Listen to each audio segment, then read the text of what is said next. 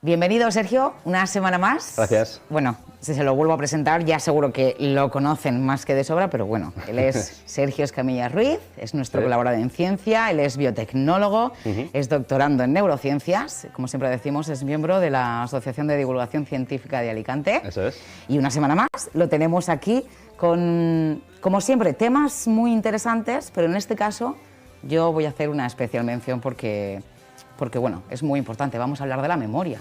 La memoria, sí. Bueno, nos va a explicar qué es la memoria, que muchas veces, oye, pues damos de por sí que lo conocemos, pero bueno, la memoria da para mucho. Sí. Y es muy peculiar y bueno, porque además no solo hablamos de una memoria, hay varias clases, ¿no? Exacto. Bueno, cuéntanos, vamos a empezar. Hablamos de la memoria ya y vamos a conocerla gracias a ti. ¿Qué es la memoria?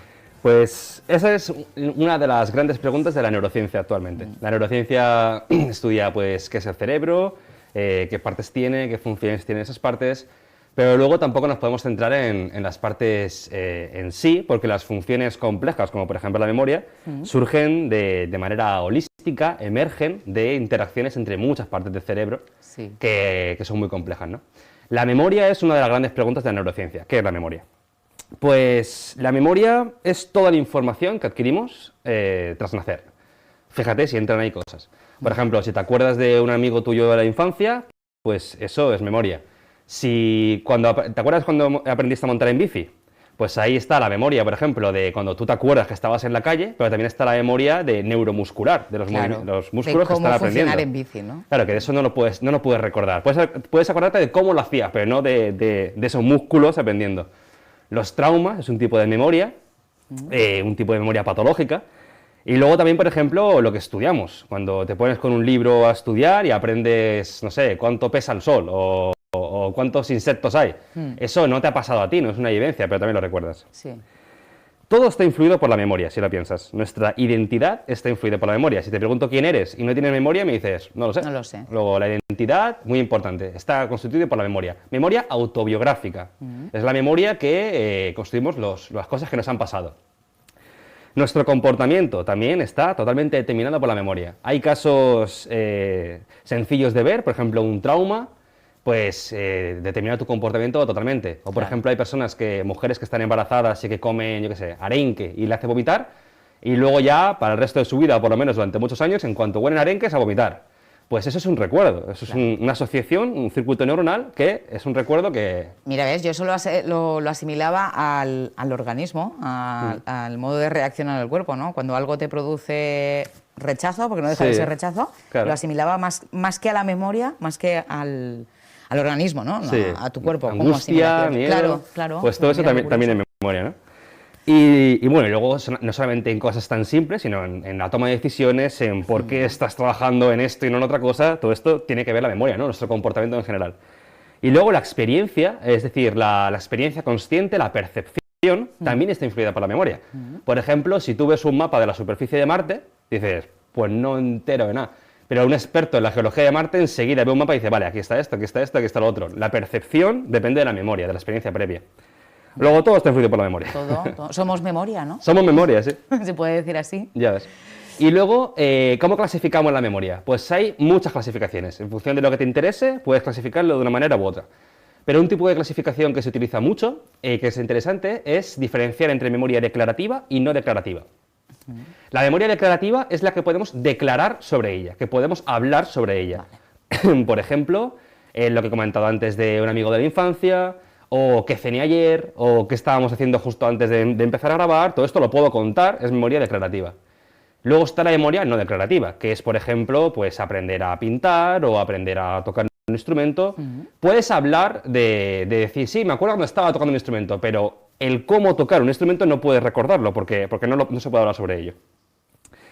Dentro de la memoria declarativa, la que podemos hablar sobre ese tipo de memoria, encontramos dos tipos. La memoria episódica, por un lado, que también se llama memoria autobiográfica. En ese tipo de memoria es las cosas que te pasan. Es que tu identidad se construye mediante la memoria episódica o autobiográfica. Y aquí ya luego podremos diferenciar entre largo plazo, por ejemplo, cuando conocí a un amigo mío que lo conocí hace 20 años, o a corto plazo, que cene ayer, o inmediata, que he dicho hace 5 segundos. Oye, uno de los temas que se habla precisamente en este aspecto, de la memoria autobiográfica, las personas cuando nacemos, que somos bebés, Sí. se tiene estudiado que, no en el momento de nacer, pero cuando somos bien pequeñitos, nuestra memoria retiene ciertas Pues vivencias. no, lo que está claro es que la evocación de ese recuerdo Sí. tarda tiempo, ¿no? Los primeros recuerdos son a partir de los 2 años y medio, 3 años, pero no sabemos si realmente tenemos recuerdos de antes, Claro. si esos recuerdos existen. Lo que pasa es que la evocación de ellos es complicada, ¿no? Vale. Pero podrían existir esos circuitos que generen los recuerdos, ¿no? Dentro de la memoria declarativa tenemos la episódica autobiográfica Sí. y luego tenemos la semántica, que es la información abstracta. Por ejemplo, las cosas que estudiamos, la distancia de la Tierra al Sol o cuál es el peso atómico del litio, por ejemplo, la fecha de la Revolución Francesa. Es información que aprendemos en los libros, que aprendemos o también de oír de boca a boca, pero no es autobiográfica, es información. Claro. Muchas veces te dicen, ¿y de dónde has sacado eso? Y dices un dato y dices, ¿de dónde lo has sacado? Y dices, ay, pues no me acuerdo de dónde lo leí.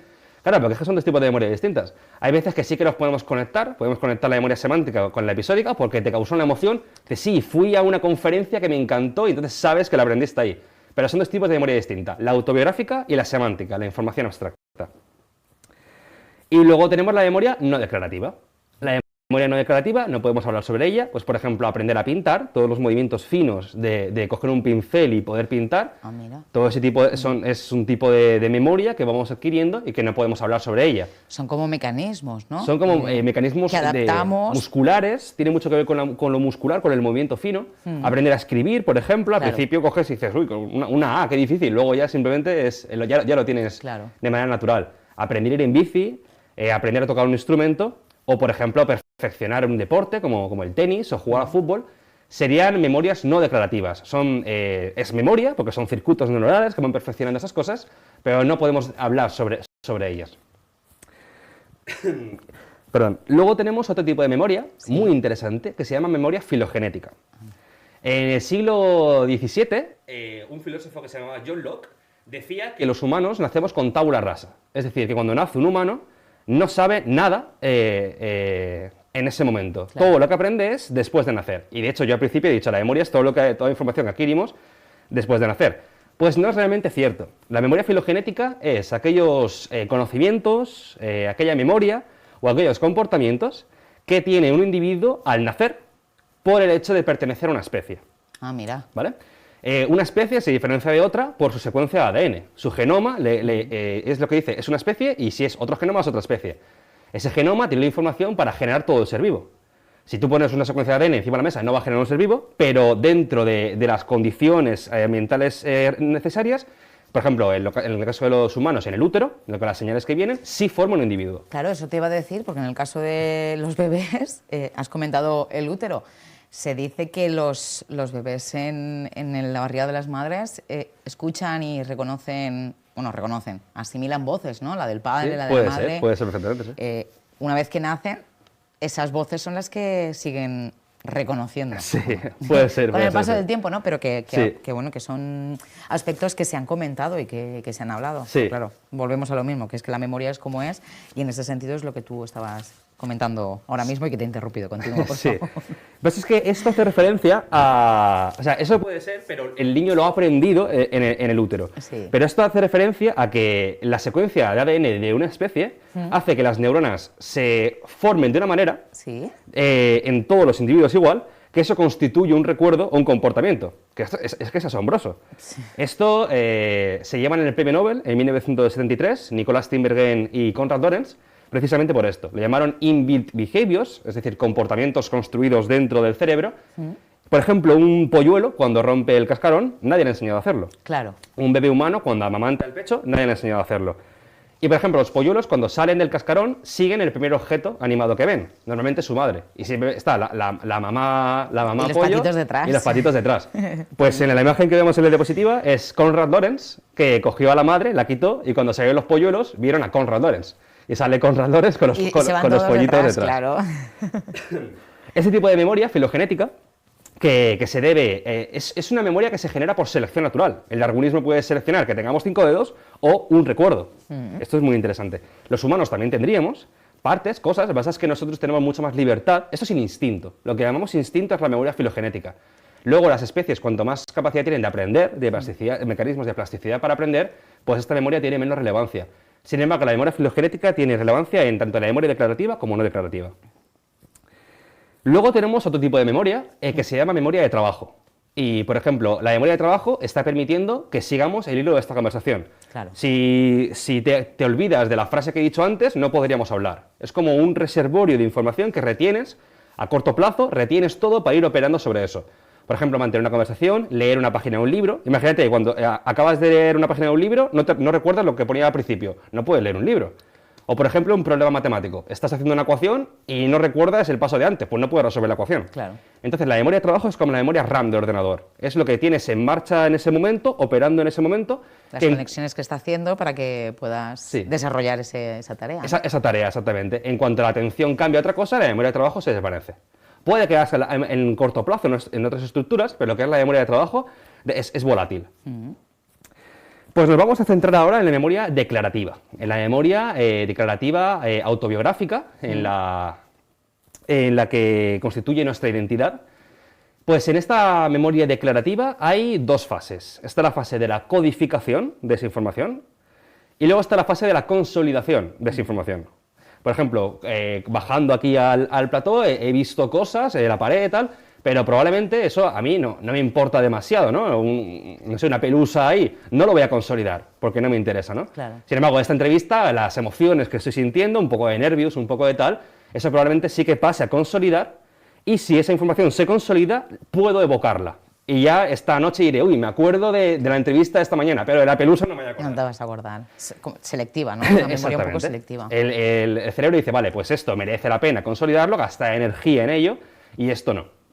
Entonces, codificación, una vez codificado se puede consolidar o no consolidar, y si se consolida se puede evocar, podemos recordarlo. Oye, me estoy acordando un poco, perdona que te corte, de la película esta que eran los personajitos o los seres que tenemos en la memoria y que van seleccionando, es que no me acuerdo ahora del título de la película. Pero que me está recordando un poquito a esa película, ¿no? Que es curioso cómo vamos seleccionando y cómo vamos almacenando los recuerdos que realmente, bueno, pues lo que tú dices, ¿no? Son los que nos guardamos y el resto que no nos interesan los vamos desechando, ¿no? O a lo mejor se van quedando en algún espacio. Se desvanece o por lo menos no los evocamos, ¿no? Pero me recuerdan, continúa, por favor. Pues nos vamos a centrar en la fase de la codificación de esa información, la primera fase. Esta codificación ocurre en una estructura que se llama hipocampo, o formación hipocampal, involucra más estructuras aparte del hipocampo, que está, si tú quitas un cráneo, ves las circunvoluciones del cerebro, pues encima de la oreja está el lóbulo temporal, que hace como así un giro, y está aquí, pues dentro de ese lóbulo temporal, en el interior, está la formación hipocampal, para que os situéis. Pues esta estructura llamada hipocampo, formación hipocampal, se encarga de generar la memoria a corto plazo. Es decir, codifica la información y si mediante otras estructuras, como por ejemplo la amígdala, núcleo accumbens o otras estructuras, se le da una valencia, por ejemplo los nervios o la emoción o el interés o un impacto emocional, un accidente, ese tipo de valencias que se le puede ir dando, se puede consolidar y ahí ya pasaríamos a la siguiente fase. Pero la primera fase, la primera parte de formar un recuerdo ocurre en el hipocampo. Entonces ahí está la memoria a corto plazo. La memoria a corto plazo se almacena en el hipocampo. ¿Qué pasa si extirpamos el hipocampo? Pues hubo un paciente que se llamaba Henry Molaison, que murió hace poco, y que él tenía en los hipocampos, en los dos, tenemos dos, uno en cada hemisferio, tenía focos epilépticos, tenía ataques de epilepsia muy intensos, que le impedían su vida normal. Entonces el neurocirujano le extirpó los dos hipocampos. Hoy en día se sigue haciendo en casos extremos, pero no los dos, solamente uno. ¿Por qué? Pues por lo que le pasó a este hombre. Lo que le pasó es que al no tener hipocampos no podía generar nuevos recuerdos. La fase primera de generar los recuerdos, que es la codificación, no tenía esas estructuras. Claro. Entonces este hombre se quedó anclado en el pasado. No sé la edad que tenía cuando le extirpaban los hipocampos, pongamos 40 años, pues ese hombre con 75 años creía que tenía 40 años. Claro.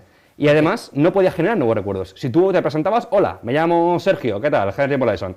Muy bien, tal, no sé qué, hablabas, pero con la memoria de trabajo. Con la memoria de trabajo iba hablando, Pero si desviaba su atención y volvía a ti, No se acordaba. ¿quién eres? No hay estructuras, no existía la estructura, la formación hipocampal, Sí. que le permitía generar nuevos recuerdos. Luego sabemos que esto es cierto por este tipo de cosas, aparte de los estudios en animales que lo han demostrado muy bien, ¿no? Entonces, el hipocampo genera la memoria, la primera fase de la memoria, pero no permanece... Claro, este paciente que no tiene hipocampo podía recordar su vida pasada. O sea, este paciente se quedó sin hipocampo a los 40 años, pues a los 60 años podía recordar su infancia. Podía recordar su vida hasta el momento de la operación. Claro, pero él continuaba pensando que tenía 40 años. Exactamente. No pudo generar nuevos recuerdos, pero hasta el momento de la operación sí recordaba todo. Es decir, amnesia anterógrada. Luego, entonces, para la evocación de recuerdos a largo plazo, en el pasado, no es necesario el hipocampo. Claro. Entonces, ¿dónde está ese recuerdo? Pues está en el neocórtex. Hemos dicho que si quitas el cráneo, las circunvoluciones esas que ves, el hipocampo estaba dentro del líbulo temporal, pues todas esas circunvoluciones es el neocórtex. Es una estructura que llamamos neocórtex, que en los humanos es gigante, es muy, muy, muy grande. Es una estructura que caracteriza a los mamíferos, pero en los humanos es gigante, es muy, muy grande. De hecho, si tú quitas el cráneo, lo único que ves prácticamente es el neocórtex de lo grande que es. Es gigante. Pues la memoria a largo plazo se almacena en esta estructura. Es una estructura gigante, como digo, no se almacena en un sitio específico, se almacena en circuitos que involucran muchas zonas. Y entonces la consolidación ocurriría de la siguiente manera. Primero, memoria a corto plazo, codificación está en el hipocampo, ahí existe la memoria a corto plazo, y de alguna manera el hipocampo tiene que mandar la información al neocórtex. Entonces existiría un plazo que se estima en un mes, en el que ese hipocampo va dejando la información en el neocórtex, y llega un momento en el que el neocórtex, por sí solo, sin el hipocampo, ya puedes evocar esos recuerdos. Entonces, si a mí me quitan el hipocampo ahora, yo puedo recordar mi infancia o hace cosas de hace más de un mes, podría recordarlas sin necesidad del hipocampo. O sea, sería un mes. Aproximadamente. Mes atrás, aproximadamente, hasta donde tendrías recuerdos. ¿no? Sí, el hipocampo ya no sería necesario para evocar recuerdos de hace más de un mes, aproximadamente. Entonces, este es el paso de memoria de corto plazo a largo plazo. Es la consolidación que constituye en esto, en pasar la memoria del hipocampo al neocórtex. Esto, vamos, es fascinante. Sí. Y luego vamos a empezar a hablar un poquito, la última diapositiva, de la enfermedad de Alzheimer. Para entender un poquito esto, cómo es una enfermedad que afecta a la memoria. Que además es una enfermedad que estamos hablando todo el rato de la memoria y la tengo presente, porque claro, el Alzheimer es memoria. Es memoria, el principal exactamente. afectado es memoria. Entonces, Y además podemos ver en función del estadio qué tipo de memoria se afecta. Y ahora sabiendo esto lo vamos a entender mejor. Claro. Primero voy a explicar un pelín qué es el Alzheimer. Sí, claro, por supuesto. El Alzheimer se cree que es debido a dos tipos de agregados de proteínas. Las proteínas cuando están bien hacen su función, pero cuando están mal algunas se empiezan a agregar unas a otras, a pegar unas a otras, formando estructuras más grandes que son patológicas y que son tóxicas. En el Alzheimer son famosos dos tipos de agregados de proteínas. Por un lado están las placas seniles, que están señaladas en la diapositiva por una flecha verde. Es un conjunto de proteínas que se puede ver en el microscopio, que están formadas por agregaciones de un péptido que se llama péptido betamiloide, que es muy pequeñito, pero que se juntan unos a otros y genera estructuras grandes tóxicas. Y luego tenemos los ovillos neurofibrilares, que también se pueden ver al microscopio, que están formados por agregaciones de tau, otra proteína. Entonces tenemos placas seniles y ovillos neurofibrilares. Pues estos son tóxicos. Entonces, en función de en qué zona del cerebro estén, van a afectar a unas cosas u otras, vas a tener unos síntomas u otros. Pues el sitio donde... Bueno, primero, ¿cómo se clasifica la progresión de la enfermedad de Alzheimer? Que es la figura de la izquierda. Se puede clasificar por dónde están las placas seniles, formadas por péptido betamiloide, y dónde están los ovillos neurofibrilares, esos dos sistemas. Se suele utilizar más el sistema de los ovillos neurofibrilares, formados por tau. Este sistema se llama BRAC stage, estadio BRAC, porque se correlaciona mejor con los síntomas. Entonces nos sirve más, a los médicos les sirve más para ver cómo progresa la enfermedad. Y tendríamos el estadio BRAC 1 y 2, Alzheimer temprano, estadio 3 y 4, moderado, y 5 y 6, ya grave, ¿no? Avanzado. Pues en los estadios tempranos del Alzheimer, BRAC stage 1 y 2, los agregados de proteínas, especialmente los ovillos neurofibrilares, están precisamente en la formación hipocampal, en el hipocampo.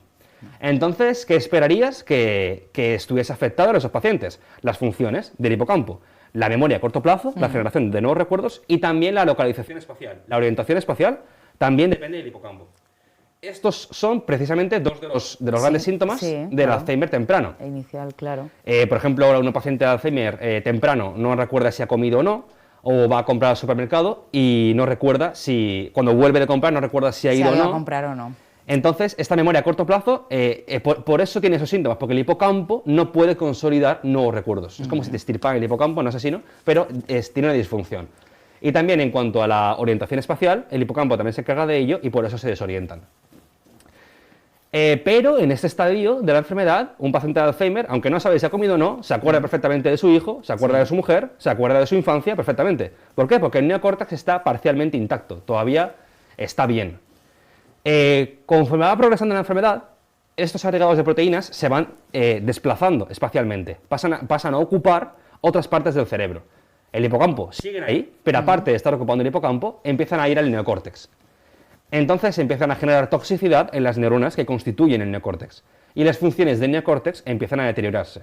Por ejemplo, primero se desplazan hacia la corteza prefrontal, la parte de delante, y ahí las funciones cognitivas complejas se deterioran mucho. Ya el deterioro cognitivo... Entonces ya pasaríamos a la pérdida de memoria a largo plazo, exactamente, que sería ya pues el avance de la enfermedad más severa, por decirlo de alguna forma. Sí, ¿no? Primero más toma de decisiones, comportamientos extraños... Y ya luego, cuando ya está en la fase más avanzada, que ya ocupa todo el neocórtex, ahí sí que ya la memoria a largo plazo ya no existe. Ya no recuerdas si tu mujer ha muerto o no recuerdas a tu hijo y ya... Oye, Sergio, me encantaría que en una de las siguientes secciones pudiéramos hablar precisamente de esta enfermedad. Bueno, se podría hablar muchísimo, largo y tendido, pero evidentemente dentro de nuestras posibilidades que habláramos un poquito más extendido de este tema.